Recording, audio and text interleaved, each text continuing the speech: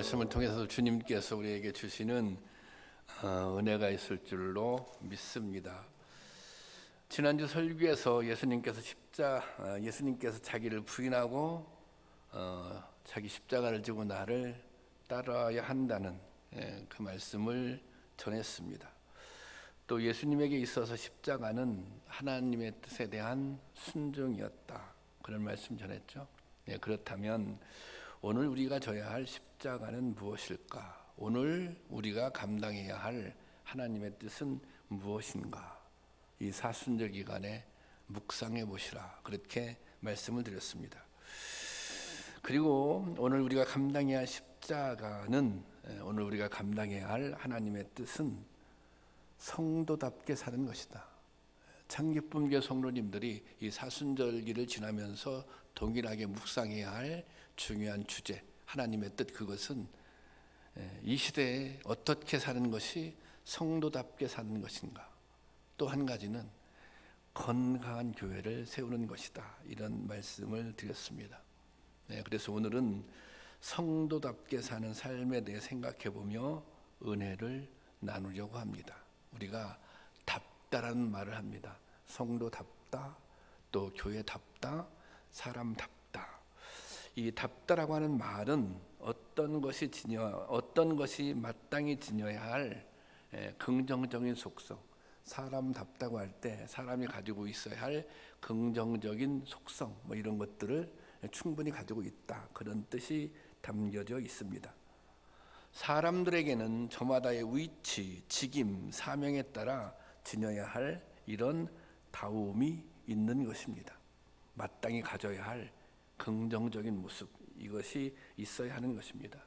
우리가 흔히 사람답다라고 얘기하는데, 사람은 동물과는, 짐승과는 차별되는 존재입니다.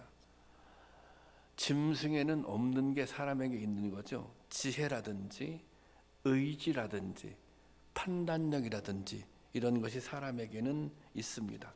그런데 이것이 평상시에 행동으로 나타날 때 지혜롭게 행동한다든지 또 바른 판단을 한다든지, 이것이 평상시에 행동으로 나타날 때 우리는 그 사람을 사람답다, 사람다운 사람이라고 합니다. 그리고 그런 행동이 나타나지 않으면 뭐라고 얘기해요?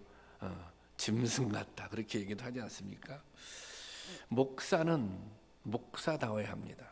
또 리더는 리더다워야 합니다. 우리 교회 안에 장로님들도 계시고 권사님들도 계신데, 장로는 장로다워야 하고 권사는 권사다워야 하고 또 성도는 성도다워야 하는 것입니다.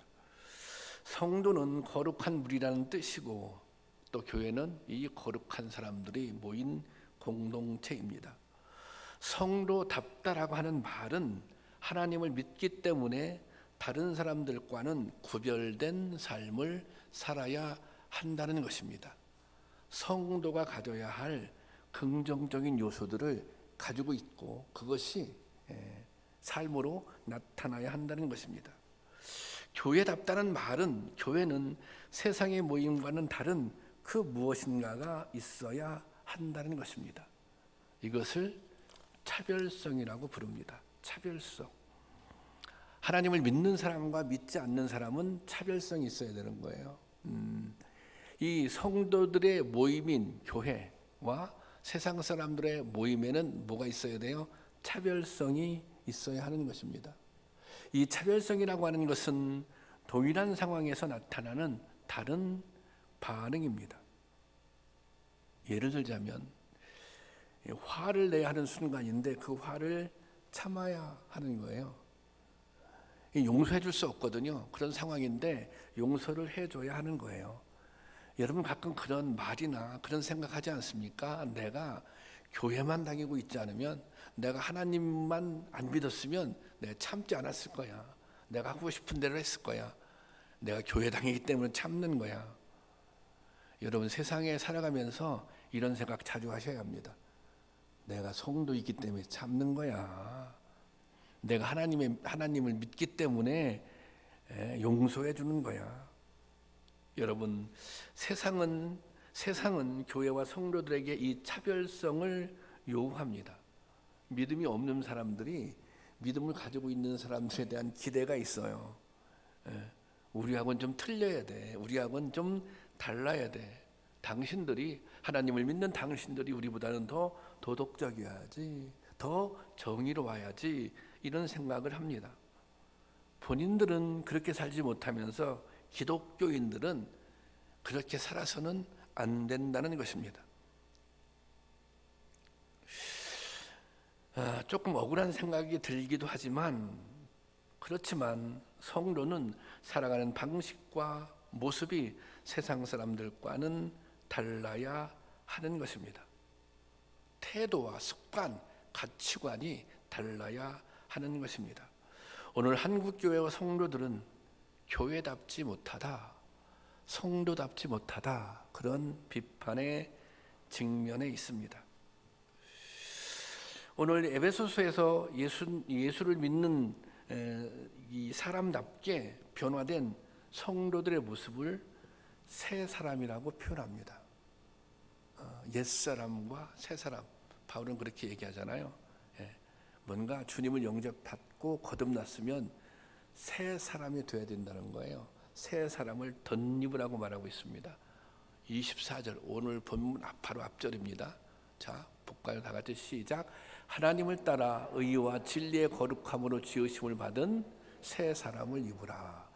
하나님을 따라 의와 진리의 거룩함으로 지으심을 받은 그 다음에 새 사람을 입으라는 것입니다. 그렇다면 새 사람의 모습은 구체적으로 어떤 모습일까요? 그 모습에 대해서 다음 절에 바울은 이렇게 권면하고 있습니다. 오늘 우리가 읽은 본문인데요, 25절입니다. 다 같이 시작. 그런즉 거짓을 버리고 각각 그 이웃과 더불어 참된 것을 말하라. 이는 우리가 서로 지체가 됨이라. 이렇게 시작하죠. 그런즉, 이 그런즉이라고 하는 말은, 표현은 앞절에 새 사람을 입으라를 받는 말씀입니다. 그러니까 새 사람을 입었으면 이렇게 살아야 한다는 것입니다. 새 사람을 입었으면 과거 옛사람의 모습을 벗어나야 되는 거죠. 새 사람을 입었으면 뭔가 삶의 행태가 바뀌어야 한다는 것입니다. 바울은 그 변화, 새 사람의 변화가 말에서부터, 언어에서부터 나타나야 한다고 말합니다. 이 말이라고 하는 것은 단순히 언어의 문제가 아닙니다. 말을 통해서 그 사람의 마음과 생각이 드러나기 때문입니다. 그렇지 않습니까? 이 말이라고 하는 것은 그 사람의 마음을 반영하는 거예요. 말이라고 하는 것은 그 사람의 생각을 반영하는 것입니다. 그래서 바울은 무엇보다 참된 것을 말하라, 그렇게 권면합니다.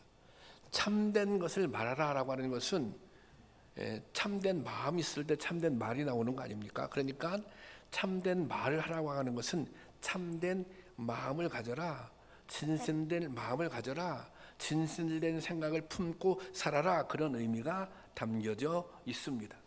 그러니까 우리는 참된 말을 해야 돼요. 우리는 성도들은 진실된 마음을 가지고 살아야 돼요.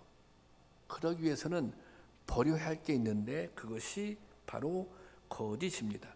25절 다시 보면 25절 여기 보세요. 그런즉 거짓을 버리고, 거짓을 버려야 참된 것을 말할 수 있는 거예요. 거짓을 버려야 참된 진실된 마음을 가질 수 있는 것입니다. 여기서 거짓이라고 하는 것은 위증의 의미를 담고 있습니다. 위증이라고 하는 것은 진리가 아닌 것을 진리인 것처럼, 사실이 아닌 것을 사실인 것처럼 말하는 것이 위증입니다. 성도들은 진실하게 살아야 되는 거예요. 그렇지 않겠습니까? 우리가 하나님을 믿는 사람인데, 거듭난 사람인데 정말 진실하게 살아야죠. 교회라고 하는 공동체는 사실 이런 신뢰를 바탕으로 세워져야 하는 것입니다. 왜요? 교회는 거룩한 사람들이 모여 있는 거잖아요. 좀 진실한 사람들이 모여 있는 거잖아요. 그런데 이런 공동체에 갈등이 생길 때 주로 이 갈등은 말로부터 시작된다는 것입니다. 경솔하고 부정적인 이야기가 서로의 신뢰를 깨트립니다. 편견과 독선에 사로잡힌 말들이 상처를 주고 관계를 깨트립니다. 말을 그렇게 하는 것은 마음의 생각이 그렇기 때문에 그렇게 말을 하는 거예요. 여러분, 성도들이 말을 잘해야 돼요. 말을 그럴듯하게 잘해야 된다 이런 게 아니에요. 이 말에 품격이 있어야 해요. 말의 품격. 이 말의 품격에서 신앙의 품격이 나오는 것입니다. 어떻게 하면 그게 가능할까요? 중요한 방법 중에 하나가 우리가 예수 그리스도가 대화의 주제가 되면 우리가 품격 있는 언어를 사용할 수 있습니다. 교회에서 은혜 받은 얘기하면 되잖아요. 뭐 그냥 불만 얘기하고 불편 얘기하고 다른 사람 뒷담화 얘기하고 뭐 그냥 서로 입장 차이 나는 막 정치 얘기하면서 얼굴 붉히고 그럴 게 뭐가 있어요. 교회에서는 적어도 교회에서는 우리가 내가 어떻게 예수를 믿었는지, 내가 어떤 은혜를 받았는지, 나의 삶은 어떻게 변화됐는지 이런 얘기를 한다면 얼마나 그 공동체가 은혜스럽겠습니까? 그리고 또 말을 할 때 좀 진실한 마음으로 상대방을 배려해야 한다는 것입니다.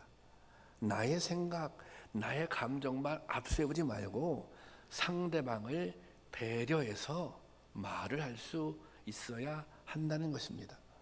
여러분, 성도는 진실해야 합니다. 그리고 진실하게 말할 수 있어야 합니다. 그것이 교회를 세우는 강력한 힘인 것입니다. 또 세상에 나가서도 교회에서뿐만 그럴 게 아니라 세상에 나가서도 그렇게 살아야 하는 것입니다. 그러면 차별된 모습을 보일 수 있는 거예요. 역시 틀리다. 역시 다르다. 세상 사람들이 볼 때 뭐 아무개는 교회 다니는데 아무개 엄마는 교회 다니는데 집사라는데 뭔가 우리하고는 생각하는 게 틀린 것 같아. 삶의 질이 틀린 것 같아. 그것이 뭐예요? 신앙의 품격 있는 삶인 것입니다. 그것이 차별성인 것입니다. 그것이 성도답게 사는 것입니다.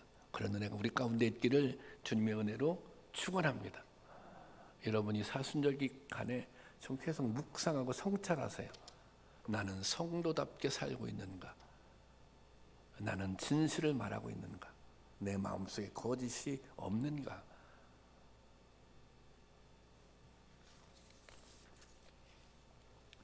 이 사탄을 일컫는 말 중에 디아블로스, 이제 오늘 본문에도 사탄이 등장하는데 마귀가 등장하는데요. 디아블로스라고 하는데 그 의미가 여러 가지가 있어요. 무슨 참소하는 자 이런 뜻도 있어요.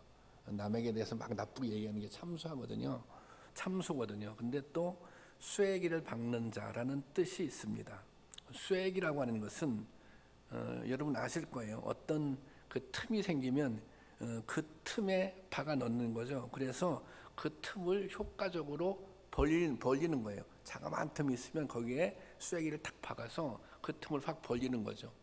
무슨 큰 나무를 쪼갤 때 먼저 조금 틈을 벌려서 거기에 쇠기를 박아서 이 나무를 탁 갈라놓지 않습니까? 그러니까 사탄이 그런 쇠기란 뜻이 의미가 담겨져 있다는 거예요. 그러니까 사탄은 어떤 역할을 해요? 갈라놓는 역할을 해요. 성도와 성도 사이를 갈라놓는 역할을 해요. 뿐만 아니라 하나님과 하나님의 자녀 사이를 갈라놓는 역할을 하는 것이 뭐예요? 그것이 사탄의 아주 중요한 역할 중에 하나입니다. 사탄이 우리를 시험을 해요. 우리가 새 사람을 입었지만 우리는 여전히 시험을 받거든요. 여전히 유혹을 당하며 살아가고 있거든요. 그래서 사탄이 이런 틈을 노리고 있어요. 어떻게 하면 쇠기를 박을 수 있을까? 하나님과 우리들 사이에 쇠기를 박을 수 있을까? 어떻게 하면 성도와 성도 사이에 갈라놓을 수 있도록 쇠기를 박을 수 있을까? 호시탐탐 사단이 그것을 노리고 있다는 것입니다. 가정에서 부부관계도 마찬가지예요. 사탄은 가정을 무너뜨리고 싶어요. 어떻게 하면 부부관계에 쐐기를 받을까? 사탄은 교회를 무너뜨리고 싶어요. 어떻게 하면 성도들과 성도들 사이에, 성도들과 목회자 사이에 틈을 벌리고 쐐기를 박을까? 그것을 사단이 노리고 있는 거예요.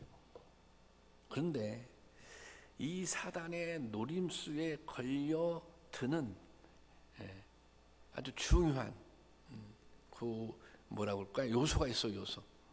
그것이 뭐냐면 바로 분노입니다. 분노. 우리는 자주 이 분노 때문에 이 사단의 이 사단의 올무에 걸려들게 되는 것입니다. 저도 약간의 혈기가 있어요. 제가 이렇게 온순해 보이지만, 그래서 과거에, 지금은 별로 안 그래요. 과거에 이 분노 때문에 실수한 적도 있고, 분노 때문에 성도님들에게 상처를 준 적도 있습니다. 시간이 지나서 내가 그때 왜 그렇게 화를 냈지? 내가 왜 그때 나의 감정을 자제하지 못했지? 후회도 소용이 없어요. 일단 화는 냈기 때문에. 이게 분을 낸다고 하는 것은 충격, 자극, 진노에서 유래했습니다. 어떤 일로 자극을 받아 흥분한 상태를 뜻하는 것입니다. 이게 사탄은 시시때때로 우리를 자극하고 충격을 가하며 분노하게 만듭니다. 이게 분노가 사단에게 틈을 주는 거예요. 그래서 오늘 본문 27절에 마귀에게 틈을 주지 말라. 마귀에게 주는 아주 중요한 틈, 그것은 뭐예요? 그것이 분노라고 하는 것입니다. 우리가 분노하면 사단은 기뻐하고 기분 좋아해요. 한국인의 감정을 가장 잘 설명하고 있는 단어가 분노라고 합니다. 한국 사람들은 화를 잘 내는 편이라는 거예요.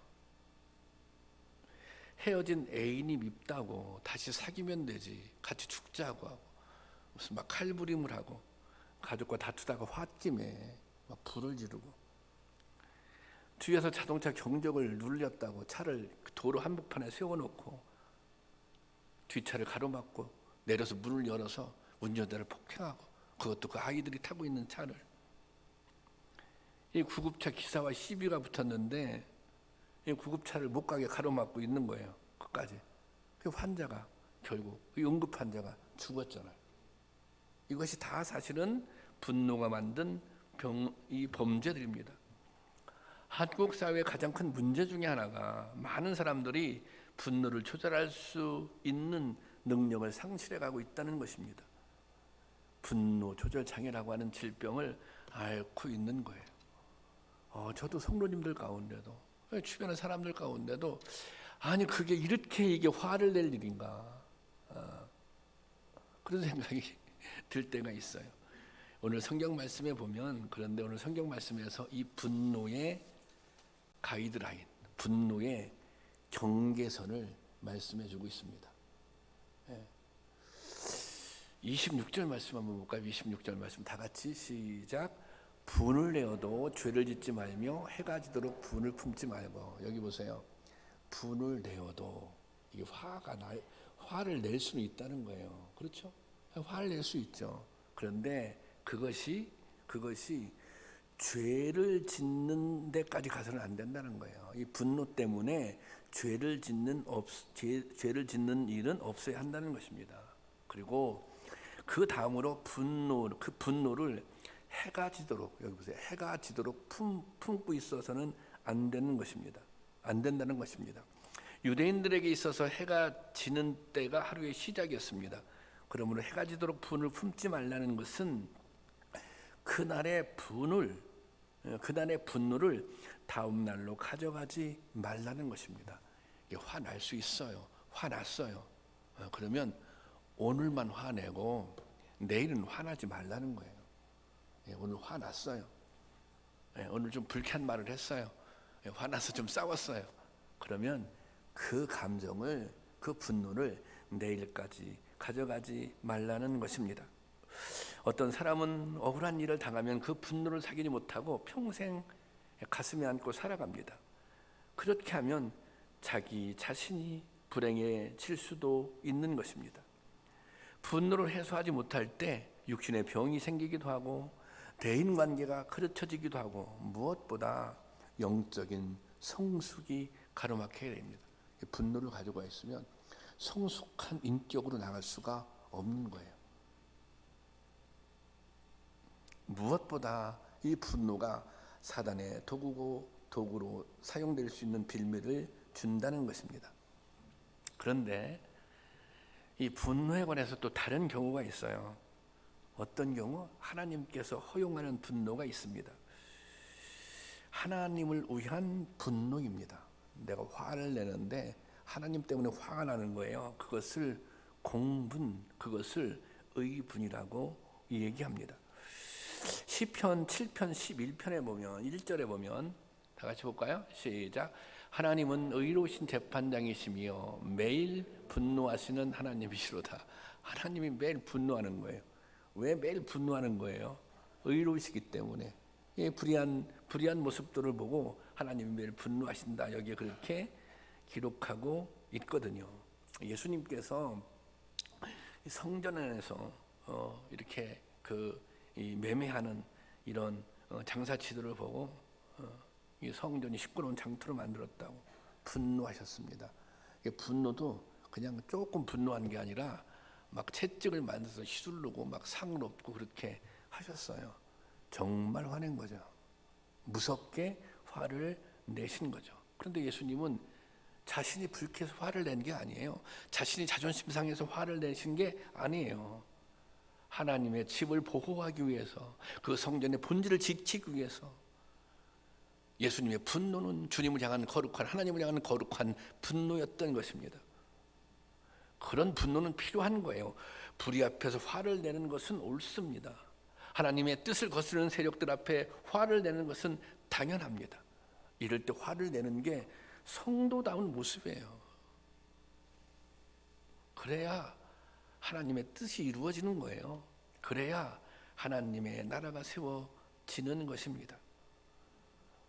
그래서 우리가 분노할 때 여러분 막 화가 나려고 하잖아요. 그러면 한번 스스로에게 질문을 던져보세요. 화가 나려고 하면 내가 이 화나려고 하는 이유가 나 때문에 화를 내려고 하는 것인지 하나님 때문에 화가 나는 것인지. 예. 여러분 사순절기 아주 중요한 묵상의 주제.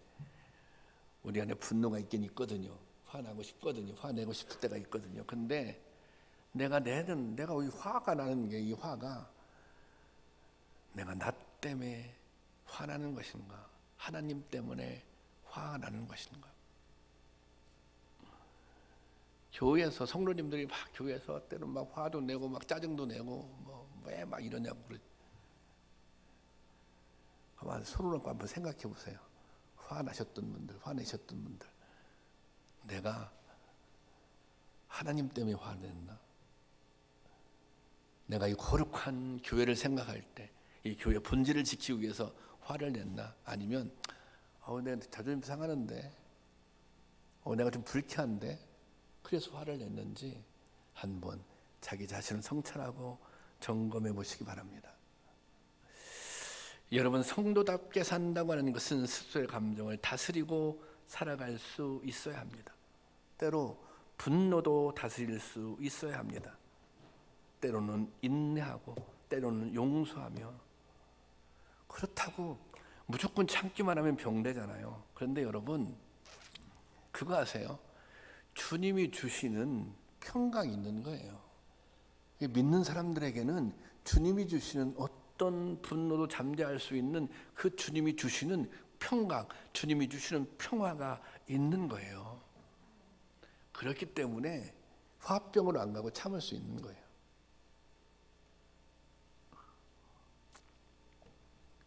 그런 은혜가 있기를 주님의 이름으로 축원합니다. 마지막으로 이 성도들이 세상 사람과 틀린 게 하나 있어요. 틀린 특징이 하나가 있는데 그것은 성령님께서 우리 안에 계시다는 거예요. 이게 굉장히 중요한 신앙 고백입니다. 이게 성령님께서 여러분 안에 계세요. 우리가 주님을 영접하잖아요. 그 순간 성령님께서 우리 안에 들어와서 계세요. 성경 말씀 고린도전서 6장 19절 말씀. 자, 제가 볼게요. 너희 몸은 너희가 하나님께로부터 받은 바 너희 가운데 계신 성령의 전인 줄을 알지 못하느냐. 우리가 성령의 전이에요. 성령의 전. 그래서 너희는 너희 자신의 것이 아니다. 우리가 성전이에요. 우리가. 왜? 성령님께서 계시니까. 그런데 이 성령님께서 그냥 어느 날 계시다가 떠나가시는 분이 아니에요. 이 성령님께서 영원히 우리와 함께 하신다는 것입니다. 그것이 오늘 본문 30절 말씀이에요. 30절 말씀. 자, 보세요. 하나님의 성령을 근심하게 하지 말라. 그 안에서 너희가 구원의 날까지 인치심을 받았느니라. 인치심을 받았다는 것은 구원의 날까지 끝까지 함께 한다는 것입니다. 그러니까 우리 안에 성령님이 계세요. 끝까지, 우리가 구원받을 끝까지, 우리가 하나님 나라 갈 때까지 끝까지 있을 거예요. 그런데 그 우리 안에 계신 성령님을 근심하게 하지 말라는 것입니다. 성령은 거룩한 영이에요. 우리가 막 살면 하나님대로 뜻대로 살지 아니하면 사실은 성령님께서 근심하세요. 제가 저는 좋아하는 찬양이 있는데 하나님께로도 가까이라는 찬양입니다. 하나님께로 더 가까이 갑니다. 고통 가운데 계신 주님, 변함없는 주님의 크신 사랑, 영원히 주님만을 섬기리. 제가 이 찬양 기도하면서 많이 부르는 찬양이에요. 새벽에. 제가 이 찬양을 부르면서 깨닫는 은혜가 커요. 하나님께서는 왜 고통을 당하시지? 하나님께서는 왜 고통 가운데 계시지? 그런데 하나님의 그 고통은 성령님의 근심이라는 것입니다. 그런데 성령님께서 왜 근심하고 계세요? 나 때문에, 안재홍 목사 때문에 근심하고 있다는 것입니다. 때로는 제가 불순종하기도 하고, 때로는 제가 비겁하기도 하고, 때로는 제가 욕망에 사로잡혀 살고 있는 저의 모습을 보고, 어떤 모습? 목사답지 못한 모습을 보고, 제가 예수님의 제자라고 한다면 제자답지 못한 모습을 보고 주님은 고통스러워하고 있는 거예요. 그게 주님의 고통이에요. 그렇지만 더 중요한 게 있어요. 그럼에도 불구하고 소망을 갖는 이유, 변함없는 주님의 크신 사랑. 주님이 우리 안에 계시는데, 성령님이 우리 안에 계시는데, 성령님이 고통은 당하지만, 근심은 당하지만, 나 때문에 고통당하고 근심당하지만 그분이 떠나가지는 않는다는 것입니다. 여러분 아멘이십니까? 우리 안에 계신 성령님께서 고통 가운데 있어요. 근심 가운데 있어요. 우리가 성도답게 살지 못하니까. 그런데 그렇다고 해서 그 성령님은 떠나가지 않으세요. 그냥 근심하고 계세요. 근심하면서 뭐 하고 있어요? 중보하고 있어요. 중보하고.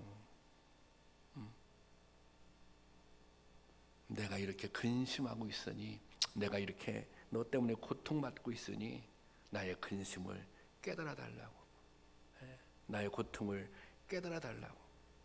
그래서 제발 좀 새 사람답게 살아가 달라고, 성도답게 살아가 달라고.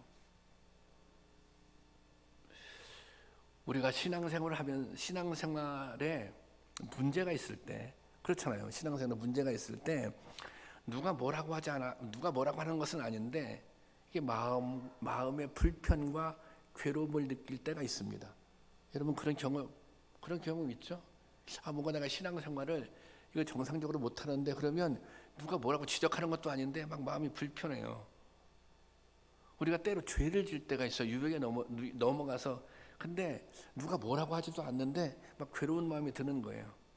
왜 그래요? 우리 안에 성령님께서 근심하고 있기 때문입니다. 근심만 하는 것이 아니라 나의 근심을 깨달아 달라고, 나의 고통을 깨달아 달라고 성령님께서 중보하고 있기 때문입니다. 그래서 바울이 얘기하고 있는 거예요. 근심하게 하지 말라고,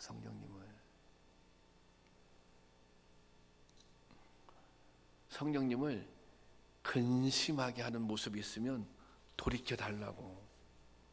31절 말씀 볼까? 31절 제가 볼게요. 너희는 모든 악독과 노함과 분냄과 떠드는 것과 비방과 악이,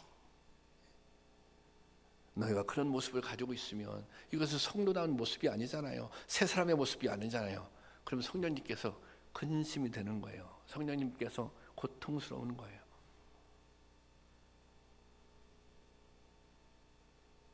그러면 깨닫고 돌이키라는 것입니다. 여러분, 우리는 성령의 근심이 무엇인지 잘 분별하여야 합니다. 그리고 그 근심을 깨달았다면 즉시 돌이켜야 하는 것입니다. 여러분, 이 시간 성령님께서 주시는 근심이 무엇입니까? 이 시간 성령님께서 우리에게 깨닫게 하시는 이 성령님의 근심, 나를 향한 성령님의 근심이 무엇입니까? 불순종하는 마음이 있습니까? 다스리지 못하는 분노가 있습니까? 불의가 있습니까? 악한 마음들이 있습니까? 그렇다면 성령님의 근심을 풀어드려야 하는 것입니다. 온라인을 통해서 예배드리고 있는 성도 여러분, 나를 향한, 여러분들을 향한 성령의 근심은 무엇일까? 한번 생각해 보시기 바랍니다.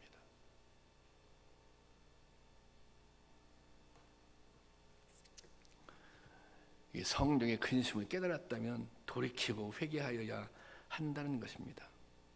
여러분, 성도답게 살아가고자 하는 결심이 우리 가운데 있기를 원합니다. 진실하게 행동하고 참되게 말하십시오. 분을 낼 수는 있지만 죄를 짓지는 마십시오. 성령을 근심하게 하는 모든 행위에서 돌이키십시오. 그런 은혜가 우리 가운데 임하기를 바랍니다. 이것이 오늘 우리가 성도답게 사는 길이고, 이 사순절기간에 이 말씀을 가지고 나는 성도답게 살아가고 있는가? 내 삶이 성령님의 근심을 끼치고 있지는 않은가? 그것을 묵상하고 점검해 볼 수 있기를 주님의 이름으로 축원합니다. 기도하겠습니다. 사랑의 주님, 저희들로 하여금 성도답게 살 수 있는 은혜를 허락하여 주시옵소서. 진실하게 행동하고 참되게 말하고 분을 내더라도 죄를 짓는 어리석음을 범하지 않게 하여 주시옵소서. 우리 가운데 성령을 근심하게 하는 행동들이 있다면 돌이켜 회개하게 하여 주시옵소서. 예수님의 이름으로 기도하옵나이다. 아멘. 다 같이 일어나셔서 찬송가 289장